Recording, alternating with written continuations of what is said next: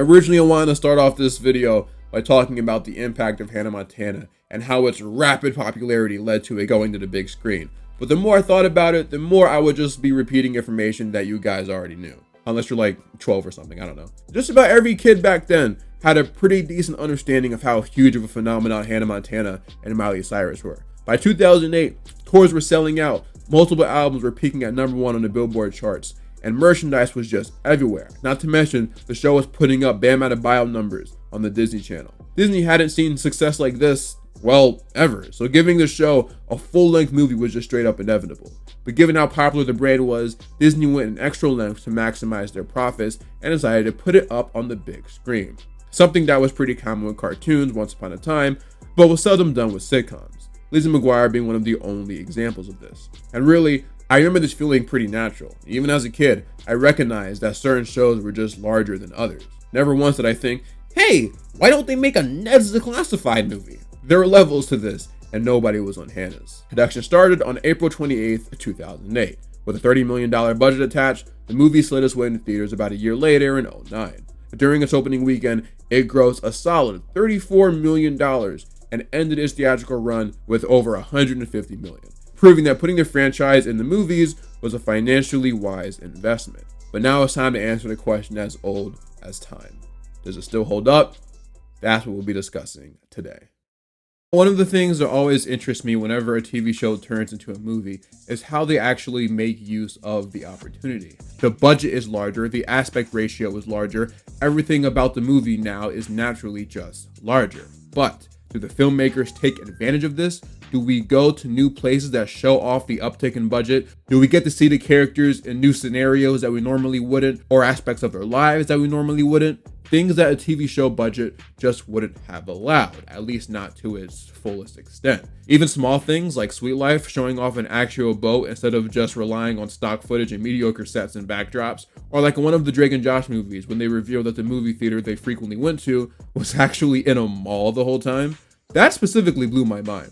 I say all this to say that it brings me great joy to report that the Hannah Montana movie passes this test almost off rip, and we see this in the opening sequence. With Hannah being such a huge star, naturally she'd perform a lot, and although we saw performances in the show, with it being a multi-camera sitcom, they were pretty restricted in what they could actually show.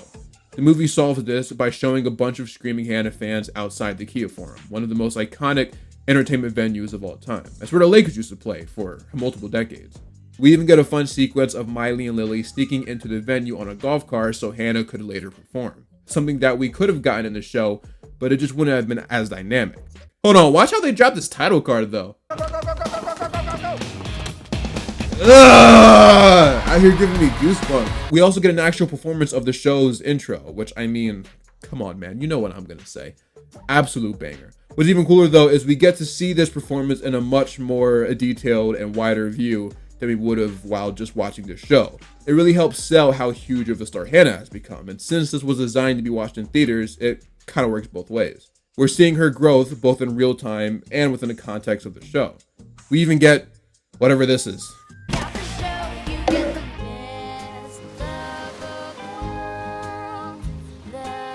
I'm tripping actually. YouTube probably gonna copyright claim this. Let me lock back in. Now that I'm done glazing this movie's production, I can actually talk about the play. Wait! Whoa! Whoa! Hey, hold on. Hey! Is this how we starting off? Dude brought a camera into a teenage girl's dressing room. Sorry, I just had to meet you. I promised my girls I'd say hi to you for them. Bro said, wait, hold on, I can explain. And then gave quite possibly the worst, creepiest explanation of all time. Talking like someone out of a Nick Crawley video. Speaking of which, where my guy been at, bro? It's been months. Come back, we miss you.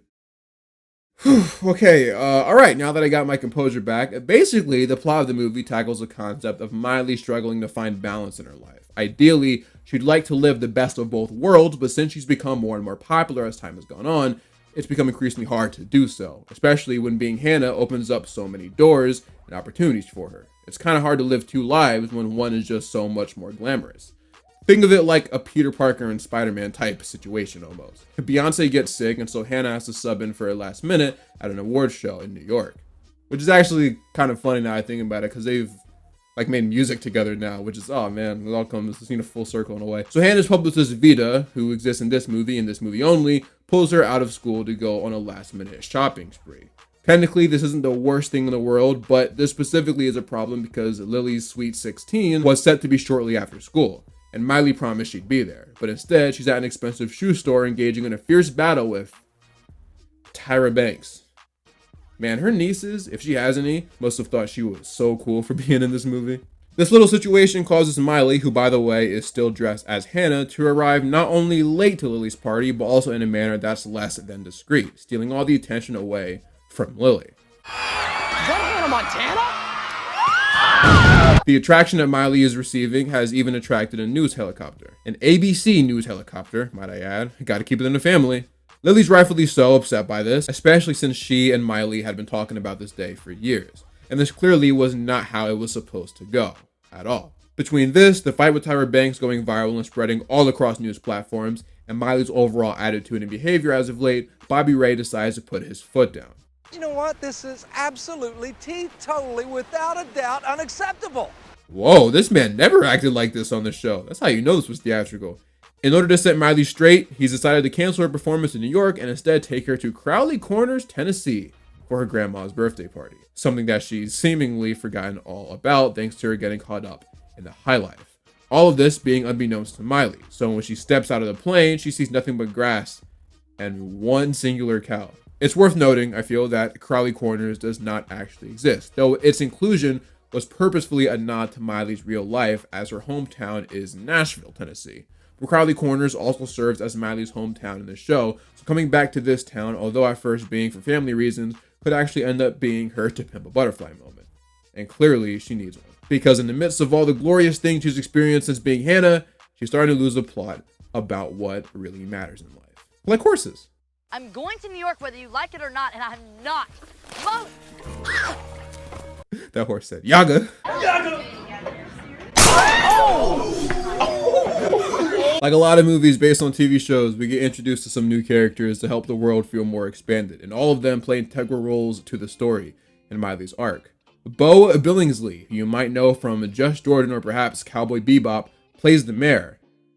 I lied, he doesn't really have that much to do with Miley's arc. I just wanted to reference Just Jordan in this video. The two main important ones, though, are Grandma Ruby, played by Margot Martindale, who throughout the movie in multiple ways teaches Miley lessons on how to stay grounded and true to herself while also appreciating the simple things in life. I just miss my Miley. Why does everyone keep saying that? Maybe you should be asking yourself that question. Look, Missy, you may be Hannah Montana back home, but here we're britches and boots, and that ain't good enough for you. Maybe you should just pack up and get. I just think you should consider yourself lucky that for the time being you have a place like this to call home. And then there's Travis Brody, played by Lucas Till, aka the dude that people have been fan casting to play Barry Allen for years. You know what though? Forget about Barry Allen. It's 2026. Time for Wally West to take his crown back. KJ Apa, get ready for the big leagues, brother. They're calling. So Travis is actually this dude Miley grew up with before she went Hollywood. Took her a little bit to recognize him, though that's not due to lack of noticing his presence. Right from the get-go, they make it pretty obvious what they're trying to set up here. And throughout the movie, Travis serves as not only her main love interest, but also one of the people who would later influence the music she writes. Well, this was fun, but now I have to talk about my least favorite part of the movie. Remember that creep from earlier that snuck into Miley's dressing room with the camera? Well, he's actually the movie's big antagonist, Oswald Granger. He's even got a punchable name. He works for this magazine company, and his main goal is to find something against Hannah Montana that he can use for clicks. At some point, he discovers that there is some sort of secret that Hannah is hiding, and an upset Lily lets it slip that Hannah grew up in Crowley Corners. So he decides to travel there. Coincidentally, at the same time, Miley's dad decides to take her over there as well. Yeah, whatever, I'll allow it. Morning, Miss Ruby. Morning. So you got your granddaughter with you? Yes, sure do. Ain't she grown, son?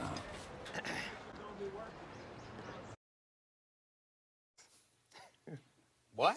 Anyway, while at the farmer's market with the grandma, Miley spots Oswald and actually kind of handles the situation like a boss. She and her grandma even give her some false directions to throw him off the path. Yeah, my first introduction to this character being him sneaking into a girl's dressing room with a camera in hand kind of soured my thoughts on him for the rest of the flick, but I'll give the writers credit. They do try to introduce things about him to make him kind of redeemable towards the end. Doesn't work on me per se, but they give bro a couple daughters who are actually huge fans of Hannah Montana and find out that he's working on a story involving her. Yes, I know this is, and unfortunately considering she wasn't in much else besides this in Stranger Things, I can't even make one of those jokes where I introduce her as Natalia Dyer from some other thing. Point is, this creates a struggle within him. Does he do his job and collect the bag, be a good father, and let his kid's favorite pop star remain stainless?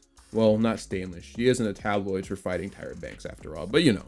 The other conflict that's going on in this movie is the town trying to keep Crowley Meadows from getting torn down and turned into a mall. For context, after the owner of the Meadows passed, he left the property in the hands of all the residents, but they're struggling to pay for the property taxes. So to raise money, they often do fundraisers to reach certain goals and keep it all intact. All of this is, it's fine and dandy, until we cut to Taylor Swift at this fundraiser. And before y'all say something, I looked it up. She is credited as herself in this movie. That means that since this movie was filmed in 2008, that she at the very least had teardrops on my guitar out by then. The money she made off of that track and the rest of that album alone should be enough to cover at least $125K. But you know what? Fair. Taylor Swift wasn't really popping like that yet, and I'd be willing to let this slide if it wasn't for the fact that Rascal Flatts appear earlier in the movie.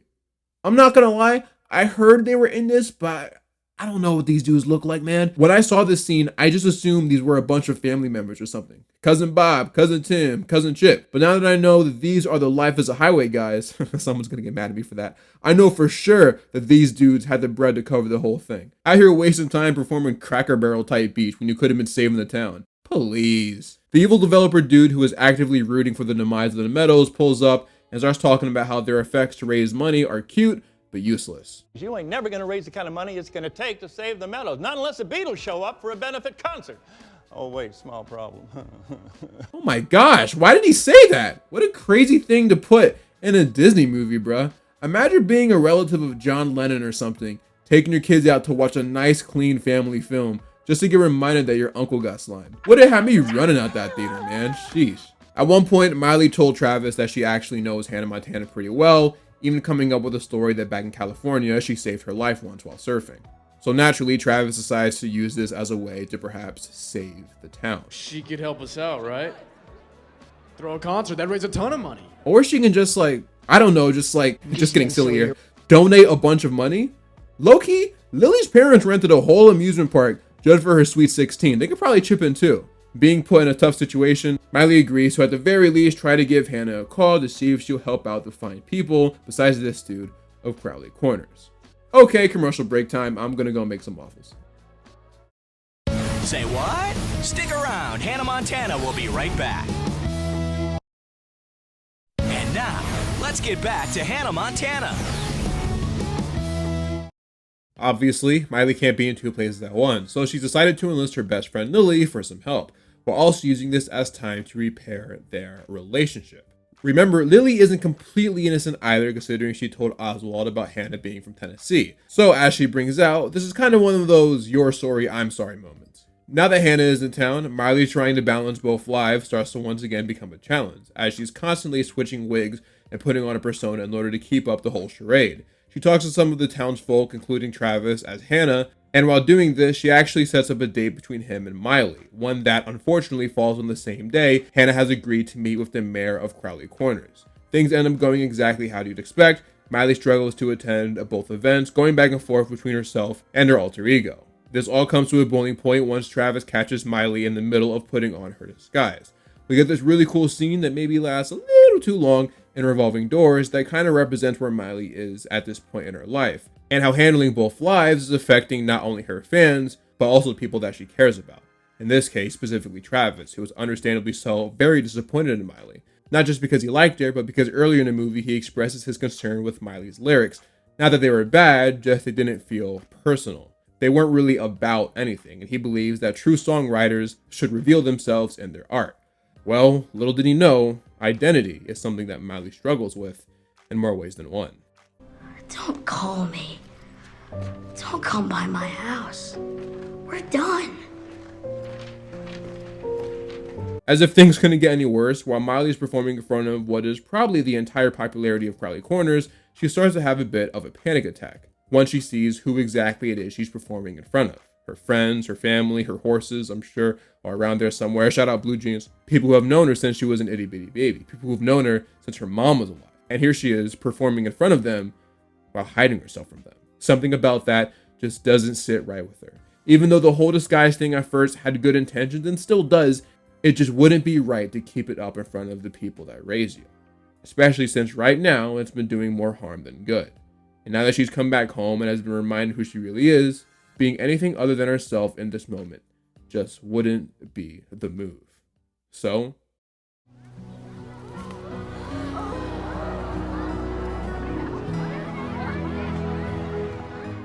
this then leads to one of the greatest songs in Disney history, the song that everybody and their mama knew around this time, because it was everywhere. Typically, I avoid talking about songs and movies like this until the end of the video, but I figured this one is just a little too important for Miley's arc and the overall story to do that. But while I was trying to come up with things to say about it, I realized going in depth about this song in this video would be pretty stupid and kind of useless. It charted at number 4 on the Billboard charts, higher than Kanye West, Kelly Clarkson, Taylor Swift, and Lady Gaga. You know what the song is about. You know how it connects to the story. So the only thing left for me to say is, y'all mind if I wild out real quick?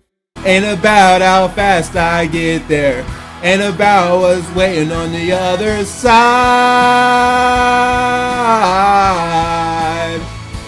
It's the climb. Raven Simone talking about some Miley not on the Mount Rushmore. You're right, Raven. She is the Mount Rushmore.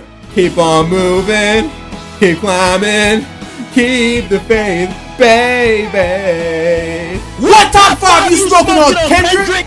Okay, so basically, Because my top 5 is Drake, Drake, Drake, Drake. If we broke it off, then you know it wasn't painless. Okay, so basically, after she performs the climb, she soaks in the reception that she's been receiving from her hometown. But now that the cat's out of the bag, Miley believes that she now needs to stop being Hannah. I've made several references to superheroes and specifically Spider-Man in this video, but guess what? I got one more in me. Miley has a bit of a Spider-Man 2 moment. You know, like when Peter gets unmasked and almost falls, but then gets saved by legendary voice actor Phil Lamar. That everyone is just like, hey kid, your secret is safe with us. Which I always found to be like kind of funny. Cause like, even if someone did want to go around telling people what they saw, it's not like they know this dude's name. What exactly would they tell someone? That he's white? Jokes aside, a great scene, I'm just being a stinker. But I mention this because a little girl, the same one that Miley saw earlier in the door scene, basically speaks on behalf of Crowley Corners by saying, yeah, we got you. You can keep being Hannah. We won't tell anyone. And a lot of people think it's unrealistic that a town would actually agree to keep such a secret, but like, I don't know, I kind of buy it. One of my favorite movies that I've watched recently is Lars and the Real Girl. Won't go into spoilers, but community is a really big theme in that movie. And in it, we see how a small town like this one is willing to go through such a great length to support one of their own. Great movie, by the way.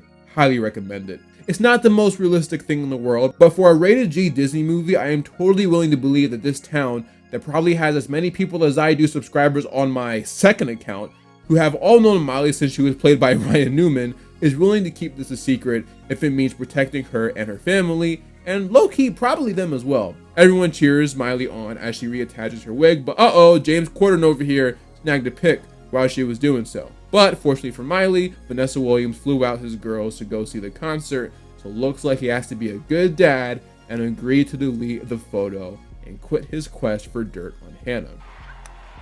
I think I just quit. I don't know why these girls are clapping. Your dad just quit his job. Y'all about to be eating syrup sandwiches and pork rinds for the next few months. Anyway, Miley and Travis kiss right before the big finale song, You'll Always Find Your Way Back Home, ghostwritten by Taylor Swift. During the performance, we see that they've managed to make more money to put towards the Meadows, which is a worthy cause for celebration, but Miley can do that later. Right now, she's celebrating something else. Thanks to this trip, she's managed to regain a piece of herself that she didn't know was missing. And now that the hole has been filled, she has more balance in her life than ever before. But not gonna lie, forget all that. Look at this dance Miley start hitting, bro. I ain't know she can do this. Hey, hey, hey, hey, ah. What a way to end the movie, y'all. Hot dog.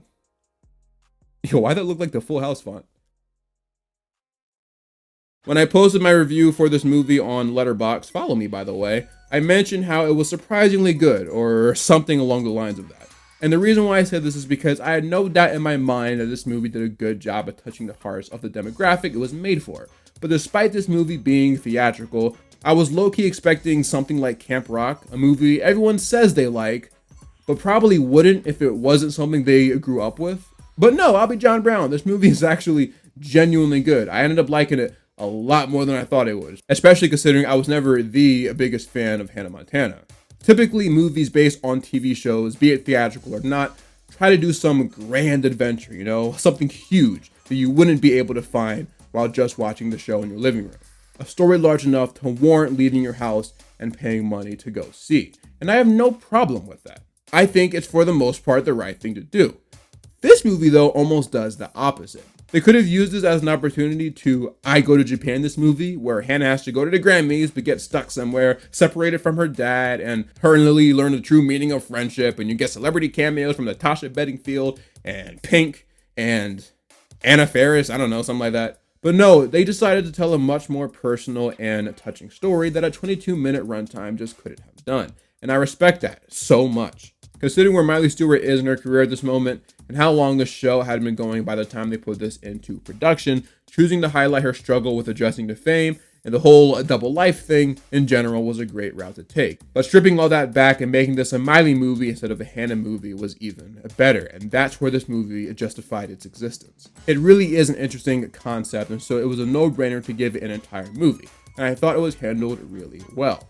Now, Disney took things a step further and decided to release it in theaters. So while I do totally think the story they told earned them the right to make it a movie, was there anything in it that really took advantage of it being theatrical?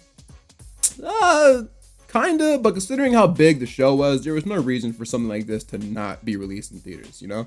There's nothing in this movie that could have stopped it from being just another DCOM per se, but it wouldn't have felt like as big of a moment if it was. Like, imagine if the SpongeBob movie aired as a straight-to-TV film. That'd be weird, right? A show as big as that airing its first movie on TV? Absolutely not. That's why we got Fairly OddParents for. So yeah, considering how big Hannah Montana was, this movie almost always kind of had to be theatrical. It also low-key had everything a first-grade girl could possibly want out of a movie. Hannah Montana, Taylor Swift, and horses? Are you kidding me? Yeah, this was always going to be a hit. As personal as the story is for Miley, the movie does try to give the other characters subplots, as that is what would happen in a normal episode anyway. While Rico and Oliver only make a small cameo in the beginning of the film, we do kind of get side stories with Robbie Ray and Jackson, though more so Robbie Ray. Jackson has a little college side story and a couple other humorous scenes just to show what he's up to, but Robbie gets a whole love arc. Fortunately though, I don't think they were meant to do much else besides pad time and give the characters something to do. I'll tell you what, the one genuine issue I have with this movie is this dumb villain plot, especially because he low-key doesn't need to be in this at all. The whole I gotta get some dirt on Hannah thing feels so disconnected from the actual story and Miley's arc, it's insane. It's doubly annoying they spent as much time as they did with this dude because they had the perfect villain right here, the Beatles hater. This dude was actually connected to Crowley Corners, and so him wanting to drastically change it, but Miley being the one that basically puts a stop to it, could have been great for her coming home arc. It would have shown that being Miley is just as important as being Hannah, as both can have a great impact on people. Any resemblance of correlation that Oswald does have with the story could have easily just been deleted and replaced with the other dude. He honestly needed a lot more screen time because I bought him way more as a villain. Also, I'm just now realizing I forgot to write a little part about the music, even though I said that I would. After going through it, I'm not gonna lie, my favorite songs are You'll Always Find Your Way Home and The Climb. Very basic choices. Hoedown Throwdown is cool too. I just don't think it's a song to like listen to. And also another thing that people always question about this movie is whether it's canon or not. There's an episode in season 3 that references Crowley Corners. So yeah. Relax. Nobody knows that Jackson Stewart's Hannah's brother. Except for the entire town of Crowley Corners, where there's tons of girls who now think I'm a total loser. All things considered, man, I really did enjoy this movie a lot more than I thought I would. Miley's arc specifically was really well done too. She spent so much time chasing fame that she had kind of forgotten who she really is and the people that made her that way. By the end of the movie, we see that she's clearly learned her lesson because not only does she end up helping everybody out, but 2 of the songs that she later writes directly comes from this whole little experience. The Climb, coming from Travis, obviously. Life's a climb, but the view is great. And Butterfly Fly Away, coming from both her dad and grandma. Caterpillar in a tree, how you wonder who you'll be. Your daddy used to say that to you every night. Not that popping off and becoming famous is a bad thing. Just try not to forget the people that helped you get in that situation to begin with. You know what I mean? Something I had to learn myself. Now that your boy is at 100K and is up now, I'm rubbing elbows with the elites now. Y'all can't talk to me. I don't even need my friends for real, bruh. I'm just kidding. Please don't leave. The Hannah Montana movie, Hannah Montana the movie, slaps, man. I was impressed with both how this movie was written and produced. That's how you know they received a little sum from the Big Mouse himself to make this special. Let me know what you think about this movie in the comments below. If you enjoyed the video, please make sure to like it and hit that subscribe button. Follow me on TikTok, follow me on Letterboxd, follow me on Comic Geeks. Join my Patreon if you wanna. I'll be posting videos early on there and occasionally even exclusive content. And yeah. As always, I am Mr. Nostalgia, and I'm out for now.